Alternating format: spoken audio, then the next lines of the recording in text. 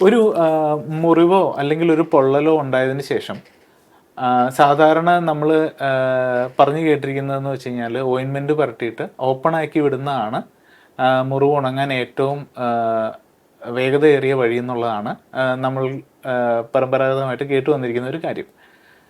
പക്ഷേ ഇത് ശരിയല്ല. പലപ്പോഴും മുറിവുകൾക്ക് ഡ്രസ്സിങ് വേണ്ടി വരാറുണ്ട്.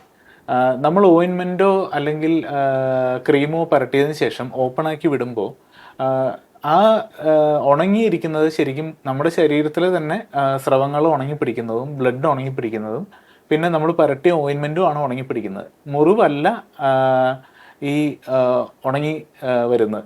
അപ്പോൾ ഈ ഉണങ്ങിപ്പിടിച്ച ഈ പറഞ്ഞ ഒരു ലെയറിന് താഴെ ആ മുറിവ് ഉണ്ടാവുകയും ചെയ്യും. അപ്പോൾ ഇങ്ങനെ വെച്ചുകൊണ്ടിരിക്കുമ്പോൾ ഈ ഒരു ലെയറിന് താഴെ ബാക്ടീരിയ വരാനും ഇൻഫെക്ഷൻ ഉണ്ടാകാനും ഉള്ള സാധ്യതയുണ്ട്. അപ്പോൾ റെഗുലറായിട്ട് ക്ലീൻ ചെയ്ത് ഡ്രസ്സ് ചെയ്യുന്നതാണ് മുറിവ് ഉണങ്ങാൻ ഏറ്റവും ഉത്തമം. മുറിവ് നല്ലപോലെ ഉണങ്ങിയതിന് ശേഷമാണ് മുറിവ് തുറന്നിടുന്നതിനെ പറ്റി ആലോചിക്കാവുള്ളൂ.